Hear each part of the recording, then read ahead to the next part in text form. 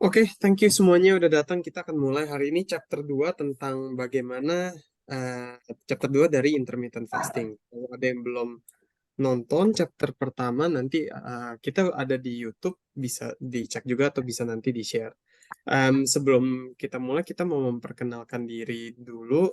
Uh, Nama aku Vincent. Hari ini aku yang akan membawakan tentang intermittent fasting ini dan juga membawakan tentang hormon, bagaimana mempengaruhi penurunan berat badan. Ini topik utama kita. Di sini ada Bella juga. Bella itu dia dari Korea. Sekarang kita berdua tinggal di Australia. Kita berpartneran dengan perusahaan namanya Manatek yang ada di Korea, di Australia, di Amerika juga. Dan kita membawakan tips-tips seperti ini agar orang-orang bisa mengerti lebih lanjut apa apa aja sih, apalagi dengan topik-topik yang lagi ngetren zaman sekarang. Contohnya intermittent fasting. Terakhir kita sempat bawain untuk pertama kalinya dan kelihatannya banyak yang menarik atau banyak yang tertarik di sini. Makanya kita membawakan topik kedua di intermittent fasting ini untuk memberikan pengetahuan lebih lanjut apa itu tentang intermittent fasting. Oke, jadi kita mau mulai di sini. Em, Rata-rata kenapa orang tertarik dengan intermittent fasting itu biasanya target utamanya adalah mau menurunkan berat badan. Dan sebenarnya banyak ada alasan umum kenapa orang suka gagal untuk turunin berat badannya.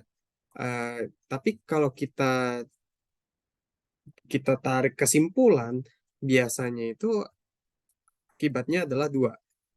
Dia tubuhnya tidak mengaktifkan pemecahan lemak di dalam tubuh, kurang baik prosesnya.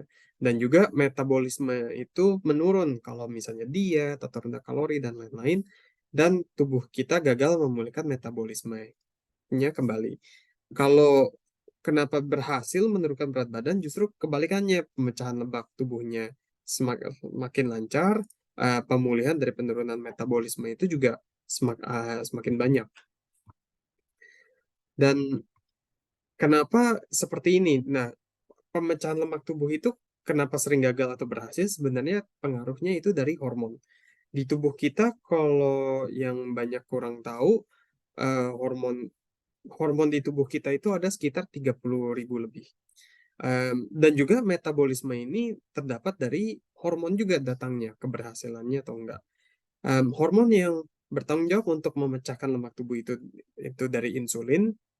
Sedangkan hormon untuk metabolisme itu dipengaruhi oleh leptin. Dan ini adalah fungsi um, atau topik-topik yang akan kita khusus dalami hari ini. Nah, banyak kan yang nggak ngerti kalau kok apa hubungannya hormon dengan berat badan, kok bisa ada hubungannya. Sebenarnya banyak, apa beberapa hormon yang mempengaruhi berat badan. Contohnya leptin yang akan kita bilang di sini, leptin resistance, high insulin, insulin yang tinggi, insulin resistance, ada kortisol, tiroid, estrogen, apalagi di wanita, low growth hormone, dan juga testosteron, hormon testosteron ada di pria dan wanita juga tidak balance atau tidak seimbang. Tapi yang mau kita fokuskan di sini adalah leptin dan juga di insulin. Nah, di sini ada yang tahu kan ya, kurang lebih insulin cara kerjanya gimana? Atau secara kasar ngertilah insulin itu untuk apa? Um, Biasanya kan insulin itu untuk memasuki gula yang diproduksi setelah kita mengkonsumsi makanan atau apapun yang manis dari karbohidrat. Biasanya itu akan meningkatkan gula darah dan kalau ada produksi insulin meningkat, gula itu bisa masuk ke dalam sel. Ini bagaimana cara kerja insulin? Nah, ini cara gambarnya secara kasar. Um, tapi fungsi hormon insulin itu ada apa aja sih? Fungsinya itu ada 6. Yang pertama adalah memungkinkan glukosa memasuki sel organ dan otot. Jadi gula darah itu masuk ke dalam sel-sel di organ, sel-sel di otot. Tapi itu aja sebenarnya fungsi utamanya dan fungsi yang bagus dari insulin.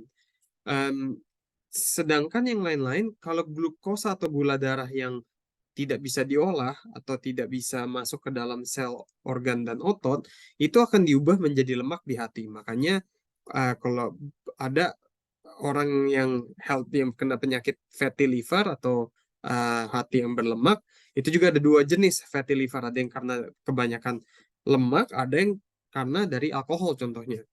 Nah, di sini juga kalau glukosanya nggak cukup atau insulinnya kurang, bertambahnya insulin dan walaupun insulinnya semakin tinggi tapi gulanya tidak bisa masuk ke dalam sel tubuh, berarti secara otomatis akan meningkatkan pembuatan lemak di dalam tubuh. Insulin juga di saat bersamaan mempromosikan sintesis atau pembuatan komponen tubuh. Jadi dari lemak tubuh, glikogen, protein. Secara nggak langsung ini juga meningkatkan pembuatan lemak tubuh.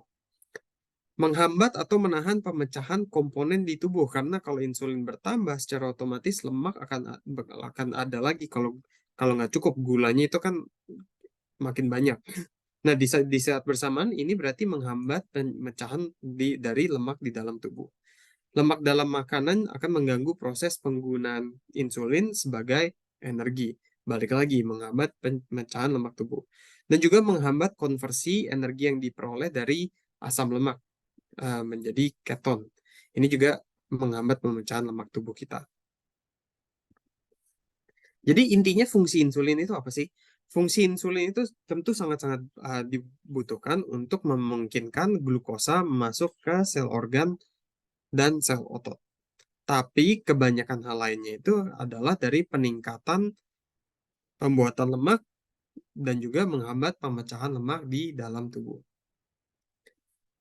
Karena itu, kalau kita nggak menurunkan kadar insulin, kita sangat sulit untuk menghilangkan massa lemak tubuh. Nah, karena kita mengerti tentang ini, jadi kita tahu kenapa orang yang terus mengkonsumsi karbohidrat itu mengalami kenaikan berat badan. Di sini kalau orang Indonesia sih biasanya banyak ya yang mengkonsumsi karbohidrat. Biasanya kan suka makan nasi. Inilah salah satunya kenapa nasi banyak, karbohidrat banyak, otomatis insulin bertambah, tapi nggak semuanya bisa dimasukkan ke sel tubuh, makanya sel-sel lemak bertambah. Pemecahan lemak yang ada sebelumnya pun juga makin berkurang. Tapi ini bukan berarti bahwa karbohidrat dan insulin itu adalah hal yang buruk. Kita nggak bilang seperti itu. Masalahnya adalah bagaimana cara kita mengkonsumsi karbohidrat di kehidupan kita sehari-hari. Pertama, kita ada masalahnya adalah makan terlalu banyak karbohidrat. Terus kedua juga karbohidrat yang kita makan mungkin nggak sesuai dengan sistem tubuh kita. Jadi karbohidrat itu bisa dibagi dua, karbohidrat yang baik dan juga karbohidrat yang buruk. Contohnya, sayur-sayur itu sebenarnya banyak karbohidratnya, memiliki karbohidrat juga di dalam. Dan yang terakhir, sebagai diet orang Indonesia ya, pola makan kita biasanya terlalu terlalu sering untuk makan karbohidrat. Jadi kalau kita pikir-pikir lagi, kalau kita makan diet tinggi karbohidrat 3 kali sehari selama 365 hari dalam setahun, berarti kita dalam setahun itu kan banyak sekali. Dan disinilah masalahnya. Kenapa em, diet karbo kenapa kita memiliki insulin resistensi ini karena kita pola makan kita dan pola hidup kita mengkonsumsi karbohidrat jauh terlalu banyak. Contohnya seperti ini. Kalau kita makan yang kita bilang tadi 3 kali per hari, glukosa dan insulin kita kan akan otomatis ada naik turunnya kan selama 3 kali sehari. Berarti kalau 10 tahun seperti ini kurang lebih 10.000 kali siklusnya untuk naik turun. Dari sarapan biasanya sarapan misalnya nih roti ada pakai meses atau bakmi atau bubur atau nasi uduk biasanya ini kan semuanya tinggi sekali dengan karbohidrat. Biasanya makan siang dan makan malam pasti ada nasi tambah lauk pauk misalnya atau sayur dan lain-lain. Di sini pasti makanya akan ada naik turunnya lagi kan untuk karbohidrat. Nah, kalau kita misalnya ambil makan atau dietnya yang rendah karbohidrat, wah, mungkin dengan keto atau mungkin dari intermittent fasting contohnya, em, siklus naik turunnya ini tidak terlalu parah. Nah, kalau siklusnya naik turunnya terlalu parah, contohnya nih, misalnya kita em, kecapean, merasa capek dan lapar. Otomatis kita mau makan dong, karena kita kan ngerasa lapar, ngerasa capek. Kenapa kita mencari ini? Karena kita butuh energi. Di saat bersamaan kalau kita makan makanan yang mungkin kurang baik, karbohidratnya nggak cocok dengan kita atau terlalu banyak, tubuh kita otomatis dengan karbohidrat, dengan gula akan membuat insulin. Insulin kalau kebanyakan lama-lama selnya juga akan ngelawan, nggak mau masuk insulinnya. Kalau sudah seperti ini, otomatis gula berlebih, glukosa berlebih akan jadi lemak lagi. Jadi kelihatan kan perputarannya di sini itu sangat-sangat berbahaya. Siklusnya ini justru memiliki resiko yang tinggi untuk resistensi insulin. Kalau insulin kita tubuh kita sudah ada resistensi insulin, lemak tubuh otomatis akan naik. Inflamasi di dalam tubuh otomatis akan naik dan juga akan susah untuk menghilangkan lemak tubuh.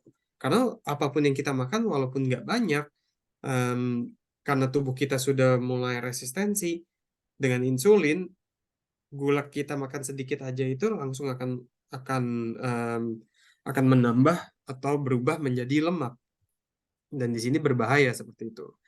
Contohnya nih, ini gejala-gejala orang yang biasanya sudah mulai memiliki resistensi insulin. Selulit biasanya mulai keluar atau kadang-kadang mulai ada kutil. Nah, ini yang sudah mulai berbahaya. Di sini ada yang pernah nyoba diet. Biasanya ini adalah diet-diet yang umum, apalagi orang yang mau menurunkan berat badan. Ada yang pernah nyoba diet seperti ini di sini.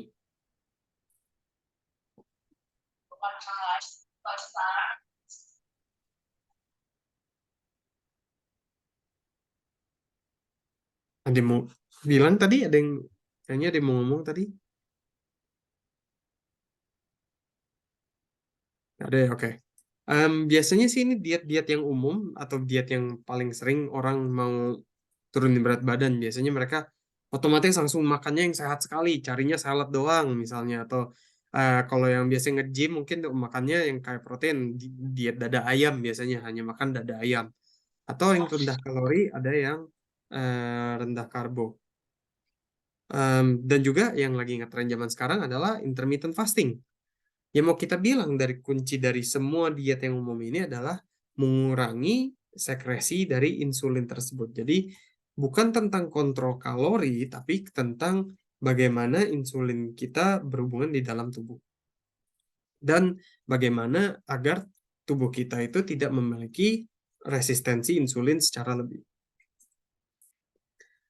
Nah, dari 5 semua ini yang kita bilang, cara kerjanya itu semuanya mirip sebenarnya. Batasi konsumsi karbohidrat.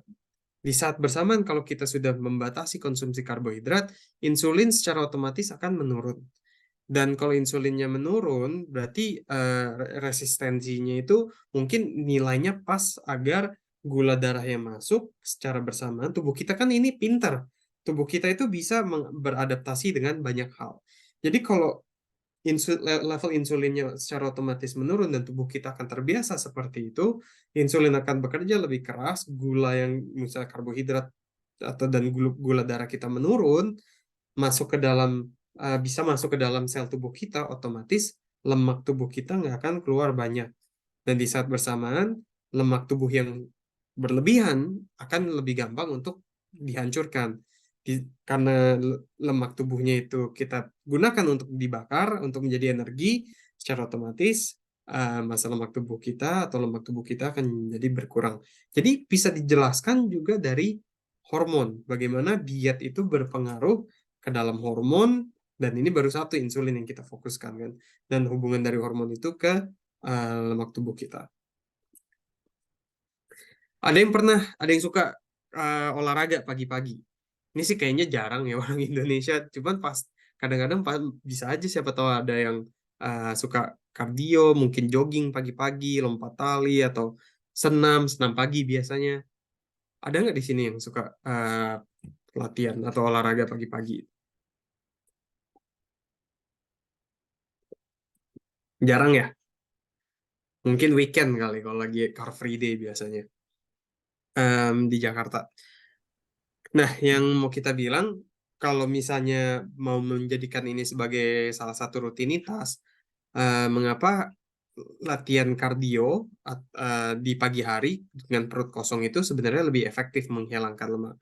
Karena kalau kita baru bangun pagi-pagi, biasanya kita memiliki tingkat insulin yang rendah, apalagi dengan perut yang kosong. Dan kalau tingkat insulinnya biasanya rendah, ini membantu pemecahan lemak lebih banyak. Sorry. Terus kontrol insulin. Nah, itu semuanya tentang insulin. Insulin itu berfungsi untuk menurunkan berat badan atau menjaga berat badan itu sebenarnya dalam jangka pendek, tapi nggak cukup dengan insulin aja. Apalagi orang-orang yang diet, biasanya diet keras, diet umum, em, itu biasanya melihat di jangka pendek biasanya berhasil, tapi jangka panjang biasanya nambah lagi, biasanya balik lagi. Kenapa? Karena ada em, untuk melihat atau menjaga penurunan berat badan jangka panjang, kita perlu untuk mengetahui salah satu hormon lain namanya leptin. Leptin ini mengkontrol nafsu makan dan energi. Ada yang pernah dengar di sini leptin? Enggak ya, jarang ya. Leptin itu salah satu hormon yang dibuat dari lemak. Jadi, ini cara kerjanya nih. Kita misalnya ngerasa capek atau lapar. Otomatis otak kita akan berpikir, oh kita harus makan, cari makan. Dan di saat bersamaan, kalau sudah makan, kita harus menghancurkan lemak untuk menjadi energi kan. Nah, waktu lemak ini dihancurkan, itu akan memproduksi hormon leptin. Nah, hormon leptin ini akan menyambung atau memberikan sinyal ke otak kalau sudah penuh dan ke bagian hipotalamus di otak ini, dan mereka akan bilang, oke, udah penuh nih, energi kita udah bisa banyak yang bisa kita gunakan, nggak perlu makan lagi. Jadi dia mengkontrol nafsu makannya. Itu kurang lebih cara gunanya leptin. Selain itu banyak halnya, ini contoh-contohnya aja biar nggak terlalu saintifik. Leptin itu menjaga tekanan darah, tiroid, jantung, tulang, menstruasi untuk wanita, dan juga yang kita bilang tadi, pola makan, metabolisme, energi, dan juga mengaktifkan sel imun. Salah satunya adalah mengurangi eh, penambahan insulin karena eh, yang sudah distimulasi oleh gula darah. Ini juga berpengaruh, ada hubungan dari insulin dan leptin.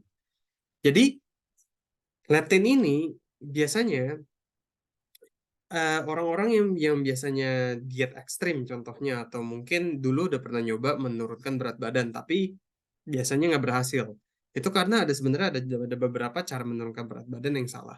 Ini efek sampingnya biasanya kalau udah salah itu. Setelah stop makannya berlebihan, fenomena yoyo, jadi gampang naik gampang turun, kalau udah turun ntar naik lagi. Ketidakteraturan menstruasi, suhu tubuh rendah, kelelahan kronis, gula darah tinggi, menambah berat badan, mudah sakit, dan juga osteoporosis. Kita bisa lihat masalah atau efek samping ini eh, itu biasanya terjadi karena leptin, masalah dengan leptin tersebut, masalah dengan hormon leptin. Nah, mengapa orang dengan massa lemak yang lebih tinggi merasa lebih susah untuk mengontrol pola makan dan gampang capek? Alasannya adalah kita ada resistensi terhadap hormon leptin. Lo bingung dong, kok ada resistensi dengan hormon insulin, resistensi dengan hormon leptin. Balik lagi, tubuh kita itu sangat-sangat pintar. Tubuh kita itu bisa beradaptasi dengan banyak hal. Contohnya, resistensi insulin terjadi karena tubuh kita terlalu banyak insulinnya. Makanya gula darah apapun langsung dimasukkan menjadi em, lemak. Sama seperti leptin. Apa yang terjadi di leptin? Sel lemak, waktu kita menghancurkan sel lemak menjadi energi, hormon leptin keluar dan akan memberikan sinyal ke otak. Apa yang terjadi kalau misalnya lemak tubuh kita itu banyak? Kita mulai dengan massa lemak tubuh yang sangat-sangat tinggi. Otomatis begitu dibakar, leptin yang keluar itu akan semakin banyak. Lama-lama otak kita juga mumet kan, capek. Tidak merespons, tidak nggak ini, aduh kebanyakan lah, malas untuk respon lagi, tidak sesensitif seperti dulu. Sama kalau mungkin yang rata-rata di sini kalau yang udah punya anak ya, sama kalau terlalu sering diomelin anaknya, biasanya mereka jadi nggak mau dengar lagi kan, nggak mau nurut lagi. Otak kita pun mirip, kalau terlalu banyak lama-lama resistensi karena ya malas dengerin memang, karena udah nggak sesensitif seperti dulu lagi. Dan jadi akan kasarnya kenapa kita bilang ada resistensi, akan ada seperti dinding atau seperti lapisan pelindung agar leptin itu susah untuk masuk ke otak. Jadi penyebab utamanya adalah kenapa ada resistensi leptin ini terekspos ke leptin yang sangat banyak atau terkena kadar insulin yang sangat-sangat tinggi. Nah, kalau kenapa seperti itu? Karena leptin kalau kita mengurai atau membakar lemak, leptin kebanyakan. Kalau insulin tinggi, kenapa seperti itu? Karena kalau insulinnya tinggi, gula apapun kelebihan akan dijadikan lemak, jadi berbahaya juga. Atau mungkin peradangan atau sakit yang kronis. Ya dari stres, sakit, tidur, dan makan. Tapi kita nggak fokus ke itu hari ini. Kita hanya fokus ke nomor 1 dan nomor 2. Leptin meningkatkan metabolisme dan membuat kita aktif, memberikan energi. Insulin menyimpan sel lemak dan membuat sel lemak di saat bersamaan. Kita bisa melihat bahwa kedua hormon ini berlawanan karena leptin datangnya dari lemak, insulin membuat lemak. Di sini ada yang suka olahraga nggak? Kalau ada Itio tadi mungkin suka nge-gym tuh. Jarang ya, jarang yang dia suka olahraga. Oke.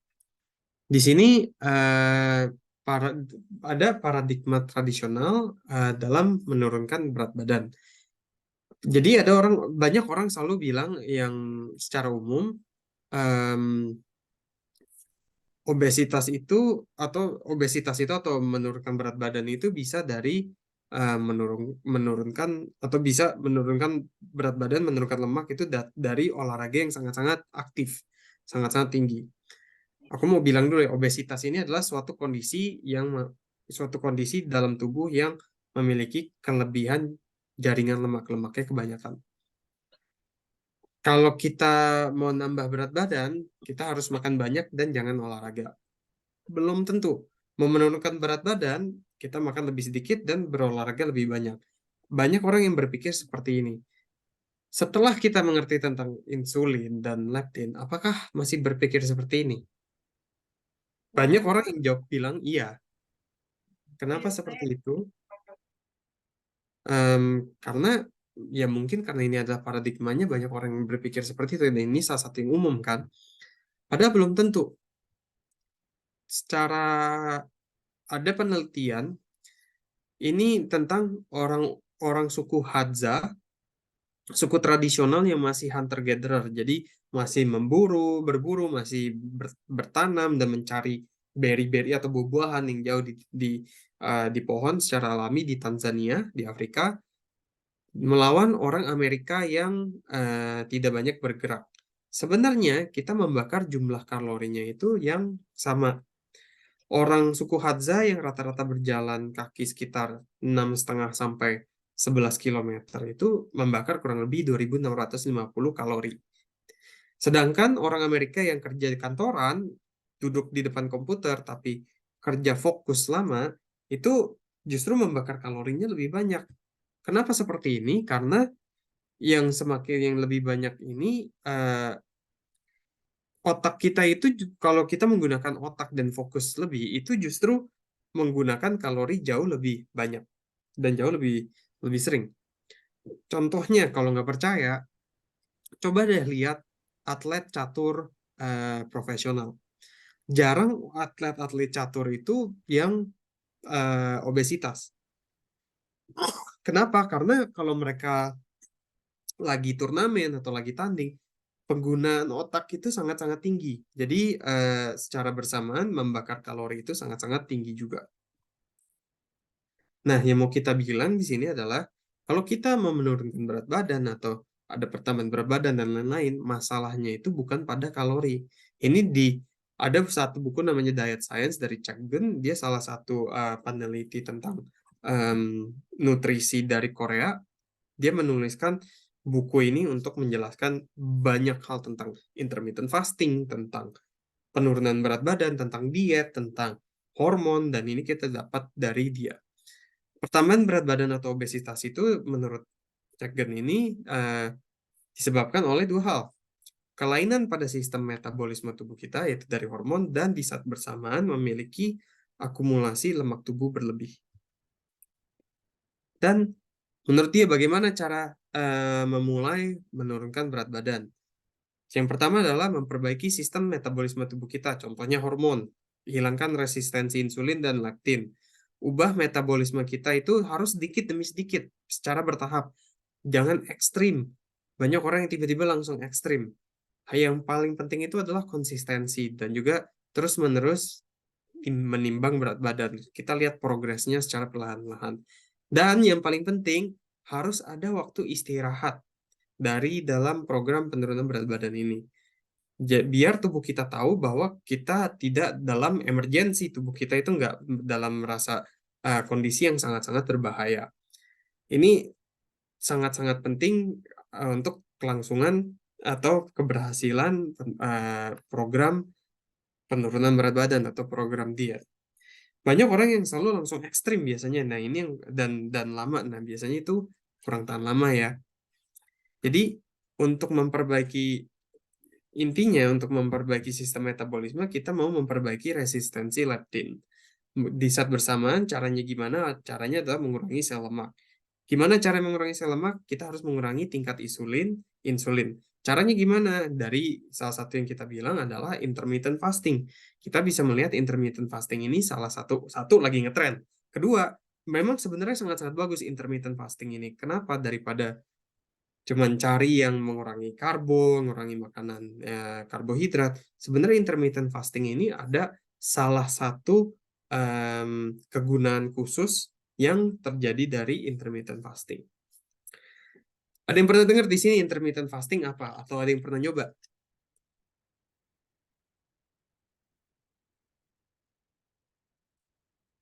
Belum ada yang pernah nyoba ya di sini. Udah coba Udah nyoba ya? ya. Gimana ya rasanya? Lapar nggak? Awalnya nggak langsung 16 sih. Hmm, dua 14. belas empat Hmm. belas baru 16. Sebenarnya bisa gitu, cuman ya setelah coba nanti nggak lapar sih. Hmm, Udah biasa benar-benar. juga gitu. Ini salah satu yang thank you udah sharing. Ini sebenarnya yang kita bilang sekarang nih untuk the intermittent fasting kita udah ada uh, diskusi lebih lanjut di chapter pertama yang sebelum kita bawain. Nanti kalau yang tertarik kita bisa kirimin YouTube linknya. Nah, intermittent fasting ini untuk refresher aja itu bisa dibagi dua. Dari bisa di oh belum pernah sorry Mama belum pernah nyoba. Oke, caranya sorry ada yang di chat. Caranya gimana? Ini kita mau bilang caranya gimana. Jadi ada dua tipe, 16/8 dan 231. Contohnya 16/8 adalah kita puasa 16 jam dan hanya bisa makan 8 jam. Ada waktunya 8 jam. Biasanya orang-orang itu sekitar em, dia misalnya makan pagi/siang itu brunch lah kasarnya jam 10. Jadi dari jam 10 ini dia ada waktu 8 jam untuk bisa makan. Biasanya dari jam 10 berarti jam 6 itu udah harus selesai makan untuk makan malam. Kalau misalnya jam 11 berarti jam 7. Jadi tergantung. Jadi itu ada waktu 8 jam. Sisanya adalah puasa. Kita nggak makan sama sekali. Masih bisa minum air tentunya, tapi nggak makan, nggak snack juga dan harus disiplin. Ada yang 231, jadi misalnya hanya makan sekali aja sehari. Bisa jam 3, jam 4, jam 5, terserah, jam 6, jam 12. Dan hanya akan makan mungkin sedikit lebih banyak, tapi hanya makan di 1 jam itu aja. Nah, ini tergantung sukanya yang mana. Untuk awal-awal sih orang lebih baik, kayak bilang bisa ambil dari 12 jam misalnya. Makanya dari jam 9 ke jam 9, tapi 3 kali aja gitu. Terus 14 jam lama-lama akan bisa kok. Dan yang mau kita bilang ini, kalau yang baru pertama kali coba deh 24 jam. Sehari aja dulu. Coba sehari intermittent fasting, bisa nggak kalau merasa lapar, 16/8, merasa nggak lapar, lanjut lagi ke 48 jam. Nah, frekuensi ini kalau bisa misalnya 1 atau 3 kali per bulan. Kalau benar-benar niat nih, benar-benar niat untuk 2031, coba 1 sampai 3 kali per bulan. Bisa nggak melanjut intermittent fasting ini? Nah, kenapa kita bilang intermittent fasting itu salah satu yang bagus daripada diet dada ayam, diet lain-lainnya? Karena intermittent fasting ini memiliki fungsi induksi ketosis yang sangat sangat cepat. Jadi ketosis itu apa? Kalau glukosa tidak cukup, lemak yang akan dibakar untuk menjadi energi. Bagus kan, sama seperti yang sebelumnya. Meningkatkan sensitivitas insulin, mengurangi resistensi insulin seperti kita bilang tadi. Jadi lebih pintar.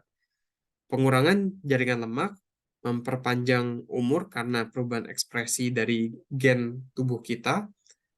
Eh, Efek pembersihan diri dengan autofagi nanti kita akan omong lebih lanjut autofagi ini apa. Ada efek antioksidan juga, pengurangan peradangan dari sel-sel tubuh kita, meningkatkan fungsi kognitif dengan meningkatkan BDNF atau brain derived neurotrophic factor. Intinya kalau otak kita itu bisa menjadi kognitifnya itu akan ditingkatkan karena otak kita sudah terbiasa dengan tidak ketergantungan dengan makanan atau energi dan lain-lain. Dan di saat bersamaan juga pengurangan sel kanker dan sel prakanker. Autofagi ini apa? Ini lumayan saintifik, cuman intinya mau kebilang, kalau misalnya kita lagi ada puasa berlangsung selama 24 jam secara minimal, atau kita lagi ada diet keto, nggak banyak karbohidrat contohnya, sel kita kalau rusak, itu ada membentuk autofagosom. Dia membentuk salah satu pembentukan di dalam sel. Jadi ini yang rusak nih, misalnya titik-titik biru. Dia akan ada satu busa atau satu jaringan dan akan bergabung dengan halnya namanya lisosom. Begitu ini bergabung, ada penguraian zat di dalam atau lisosom ini, kalau digabung namanya atau lisosom. Intinya adalah mendaur ulang asam amino ini atau daur ulang amino asid. Intinya adalah sel kita kalau rusak, ada kerusakan sedikit, dia akan diuraikan, perusakan ini akan dibetulkan dan secara otomatis akan didaur ulang. Karena ada daur ulang ini, sel kita akan menjadi lebih aktif dan juga akan menjadi lebih kuat dan akan menjadi lebih efisien. Jadi kalau kita makan karbohidrat atau glukosa yang tinggi, ini justru melemahkan efek dari autofagi ini dari intermittent fasting. Dengan berkurangnya sel lemak dan ada autofagi ini, otomatis leptin kita juga akan bertambah, akan berkurang, dan juga resistensi leptin kita akan berkurang. Intinya itu. Bisa juga dengan diet keto. Ini apalagi digabung dengan intermittent fasting itu sebenarnya sangat-sangat bagus. Ini yang salah satu kita sarankan. Banyak orang ini mitos-mitos atau mitos-mitos umum tentang penurunan berat badan. Makan secukupnya dan banyak olahraga udah cukup. Betul akan menjadi lebih sehat, tapi kita bilang tidak akan turun berat badan lebih banyak. Kalau mau mengembalikan sistem metabolisme menjadi normal, berat badan kita akan turun secara alami. Jadi tubuh kita kalau sehat, otomatis kita akan turun kok berat badannya. Eh, ini bukan berarti kita bilang olahraga jelek ya. Olahraga dibutuhkan, tapi bukan untuk menurunkan berat badan. Tapi olahraga itu harus dilakukan agar tubuh kita menjadi sehat. Membantu kesehatan kardio contohnya, membantu mental health, kesehatan atau mood dan lain-lain. Itu guna dari olahraga. Intermittent fasting, oh kayaknya ekstrim nih dietnya. Nggak juga, karena kalau kita puasa berlanjut selama lebih dari 24 jam, sel kita justru akan jadi lebih baik dari autofagi tersebut. Nah, oh susah nih kalau makannya kurangin karbohidrat atau maunya makan bertepung, nggak masalah kok bagi saya karena menurut kita sehat. No problem. Menurut kita Anda bertanggung jawab untuk pilihan Anda sendiri. Tidak ada paksaan di sini. Ini contoh-contohnya makanan apa aja sih yang harus dimakan kalau lagi ada intermittent fasting. Tolong yang mau kita bilang dari pertama adalah jangan mengurangi kalori. Kalau tubuhnya sudah terbiasa dengan diet rendah kalori, kalau makan lebih banyak justru akan gampang nambah. Jadi kayak yoyo seperti kita bilang tadi. Minum suplemen sangat dibutuhkan kalau nggak cukup dari makanan nutrisinya. Air putih atau teh secukupnya, air garam biasanya, sedikit garamnya ya. Nggak boleh soft drink, minuman kaleng, minuman instan. Kopi kalau yang suka kopi hitam aja atau uh, masih boleh. Kalau kecuali ada masalah dari usus atau pencernaan GERD misalnya, jangan minum kopi hitam. Kaldu tulang, sup tulang bagus, protein yang tinggi, rumput laut, daging tim, sup ayam, ikan tim. Tim itu justru lebih bagus kita bilang daripada rebusan. Ada yang tahu nggak kenapa di sini? Kalau di steam itu lebih bagus atau di tim? Kurang tahu ya? Zat-zatnya nggak larut, Betul, nggak terbuang. betul. Zat-zatnya nggak larut. Kalau kita rebus, biasanya di sup, zatnya atau nutrisinya di airnya, di supnya. Kalau kita tim, biasanya masih ada di dagingnya sendiri. Jangan makan bertepung, alpukat bagus, sup ikan bagus, jamur, tahu, sayuran bagus, tapi lebih baik dikukus atau di tim. Dan juga kita bilang hati-hati dengan minyak yang digunakan. Nah, tapi apakah makan aja cukup? Belum tentu, karena nutrisi zaman sekarang itu berbeda sekali dengan nutrisi zaman dulu. Contohnya apel. Kalsium 500 miligram, apel memiliki, satu buah apel memiliki kalsium secara 500 miligram. Ada pertanyaan, nanti kita jawab terakhir ya pertanyaannya setelah slide-nya. Kalau habis nge-gym boleh intermittent, oke. Eh, di tahun 1992, 26 apel itu ada, dengan memiliki kalsium yang sama 500 miligram, kita harus makan 26 buah apel. Sama dengan bayam, jauh lebih banyak dari satu, setelah 40 tahun kita butuh 19. Persik pun sama, dari vitamin A, jeruk pun sama. Dari tahun 52, 53 ke 1992, 1993. Jadi kita lihat di sini nutrisi makanan ini juga menurun. Makanya kita bilang, kenapa seperti ini? Karena nutrisi di dalam makanan itu, nutrisi tanahnya sudah terkuras. Ada pertanian komersial, yaitu kita ambil makanannya setelah atau sebelum matang, masih hijau, masih banyak polusi, dan juga karena itu ada turunnya kekebalan tubuh. Makanya mau kita bilang, boleh dicoba pakai suplemen. Ini plan kita yang biasanya kita gunakan kalau intermittent fasting. Dan seperti kita bilang di awal, kita partneran dengan satu company namanya Manatech.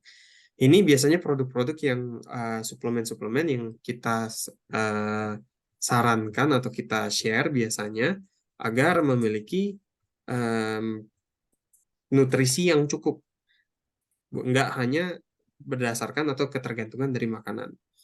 Contohnya nih, jam 8 pagi kita biasanya hanya ambil air dengan multivitamin untuk liver, multivitamin dalam bubuk, dan juga antioksidan. Jam 12 berarti ini udah mulai kan nih, jam 12 makanan pertama kita dari 8 jam. Jadi ini masih makan yang bentuknya cair, masih mudah dicerna. Makan normalnya ini baru jam 6.